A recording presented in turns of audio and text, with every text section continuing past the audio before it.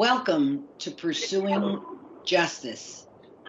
We are focusing on a particular case, this series of programs, on Derek Williams' case.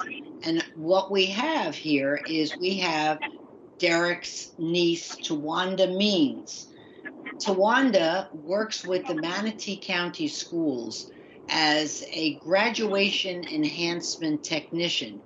She has 27 years of experience, and she's getting her doctorate in educational leadership. So, Towanda, welcome to the program. I'm glad to have you with us today. Thank you so much, and I'm glad to be of assistance to help you and assist you in any way that I can. Oh, thank you. All right. Well, what I wanted to ask you, we just spoke to Derek Williams, and as his niece and a family member, you were able to observe the horrible miscarriage of justice in Derek's case. What was your reaction to Derek's wrongful conviction? I can actually remember the day that he was in court, and we were sitting there, and when we got the verdict, we were told to stay quiet, that we could not do anything. We were in shock.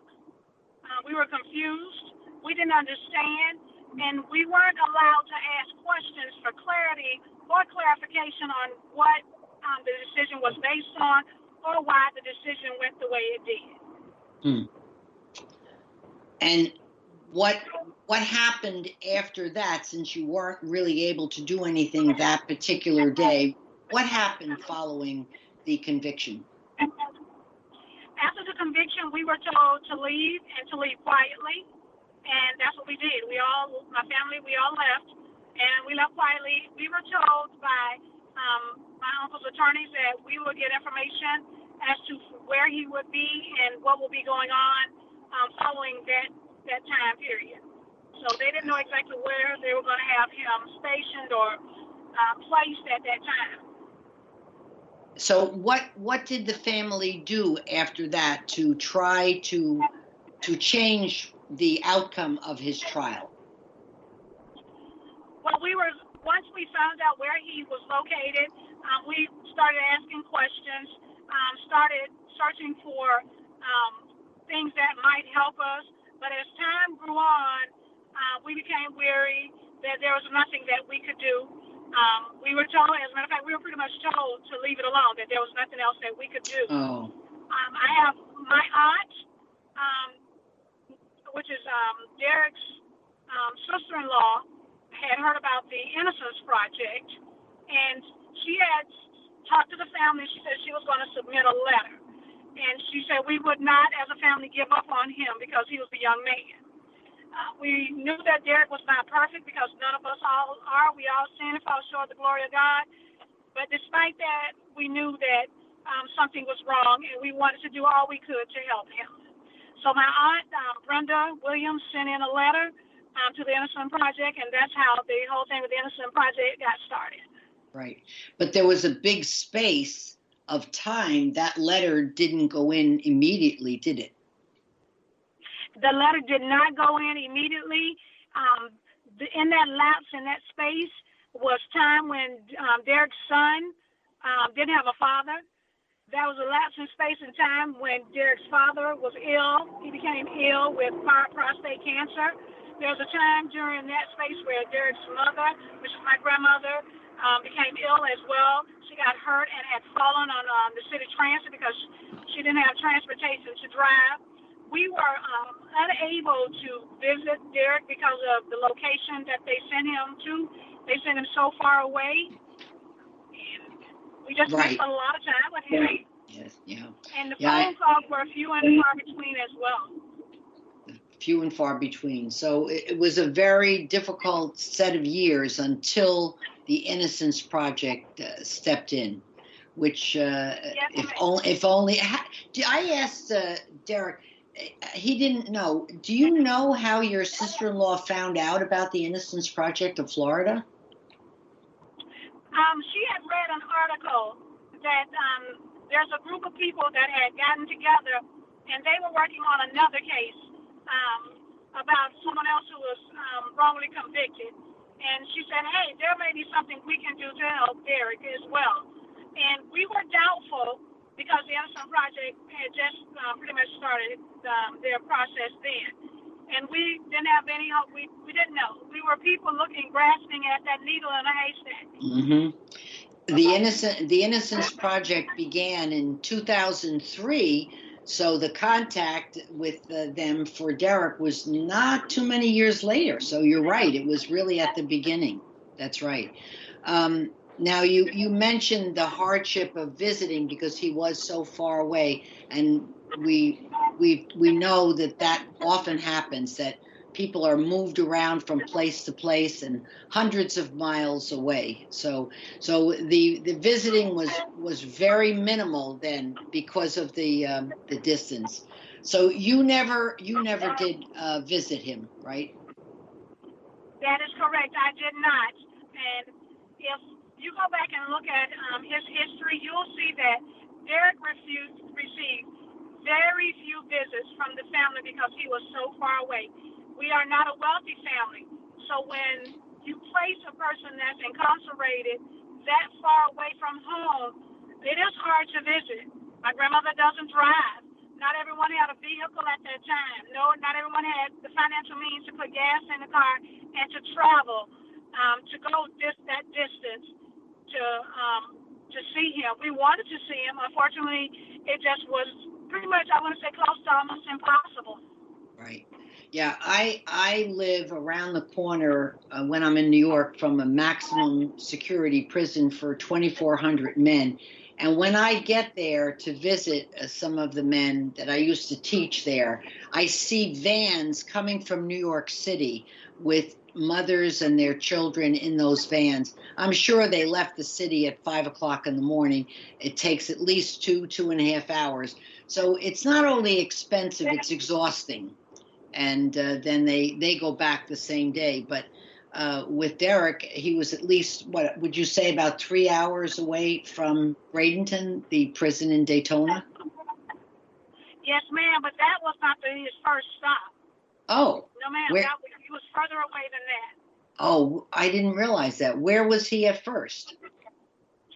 I'm not clear on the location, but that was not his first stop. That wasn't. So he was even farther away, what you're saying. Yeah. From what I recall, he was further away. I'll have to verify that with him, but I'm almost sure he was further away. Yeah. And when he got to Daytona, that was about 3 hours away. But then you have to also remember that to take a long trip, you got to have food. You got to have the monetary monies for the gas. You also have to go and come back and within a reasonable time. So it was just not convenient nor affordable at the time. Right. Yeah, it's very, very difficult. Yeah. Now, you work with children in the Manatee school system. Tell us a little bit about what your job is for the Manatee schools. I do attendance. I'm not an attendance clerk. What I do is I monitor chronic Tier 3 level students who are not in school for whatever reason.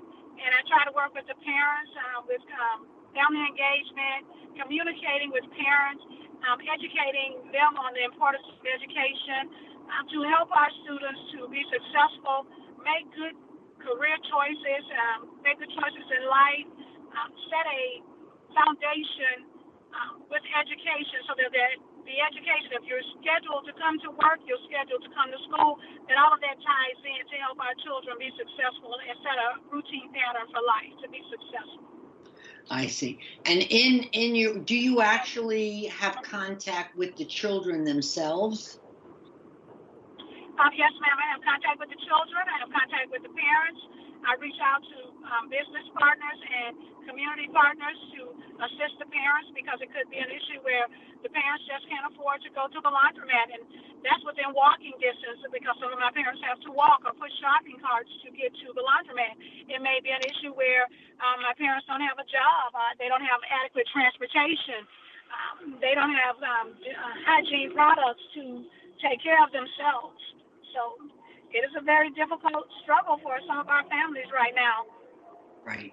Now, in your work, and you've been doing this for quite some time, have you ever come across families where there is a parent behind bars? Yes, ma'am. I do come across parents.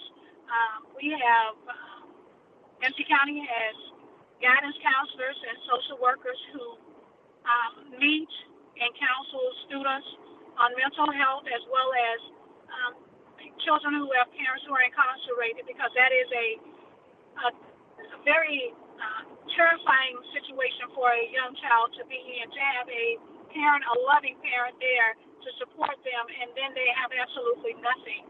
They go from 100 to 0 in less than 24 hours. Right. That's right. And is there any support for those children coming from the school system? Yes, ma'am, we do. We have a program called Project Heart. We also have different programs within the community that assist the parents. We have teachers and staff members that will donate out of their own financial means to support and help a family that's in crisis or that's in need. I see. And often economics play a very large part, because if that parent who's now in prison was working, there goes that income, correct? That is correct. And you also have to remember that once the parent comes out of incarceration, it is hard for that person to get a job, because you put on an application, one of the questions is, have you ever committed a crime? You put on that application, yes, I've committed a crime, then they're not going to want to hire you, even though you may have made one bad choice in your life. So I constantly have to be reminded that we all make mistakes, okay? No one's perfect, but you shouldn't be held at large for that mistake for the rest of your life. At some point in time, someone could give you a chance.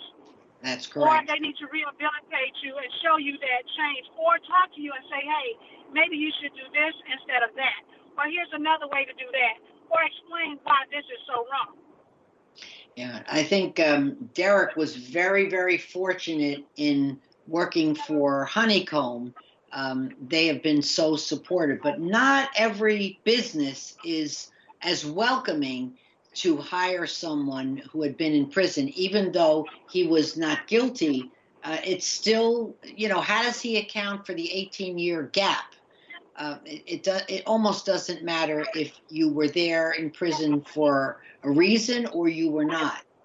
And as Derek talked about the lack of compensation for him, the compensation bill here in Florida demands that you don't have a prior felony on your record. And if you do, they will not pay you anything if you've been in prison wrongly convicted. So it's a very difficult situation. After the innocent... Go ahead, I'm sorry. You mind? I want to intervene, because you have to remember, 18 years of someone's life is a lifetime to some people, because some people never make it there. But when Derek left, we had a rotary dial telephone. When Derek came home, we had cell phones. That's right. Okay, when Derek came home and we went to pick him up and we came back into town, there was a McDonald's and a Burger King and a Wendy's. Now we have a Rally's and a Chili's and a Checkers. I mean, we have all these different things. And we went from a dirt road to a paved street. So his mind has to catch up 18 years worth of time. That's right. And then in bondage and hostage, where your mind can't develop and grow. So now you're out and you're into this world. So compensation does not necessarily mean it has to be monetary, but compensation definitely needs to happen to rehabilitate a person, not only their mind, but their spirit and their body physically. That's true. He's mental health. We're having people now who mentally can't survive and cope. They're killing themselves. But that mental capacity has to be exhorted back into him. That's right. The things that he's seeing now compared to what he left, the world is completely and utterly different. It's completely different is right. That's true. So we only have a few minutes left. What would you say besides what you've already said, was the most challenging aspect of Derek's return after 18 years in prison? Pretty much, did you sum that up, would you say?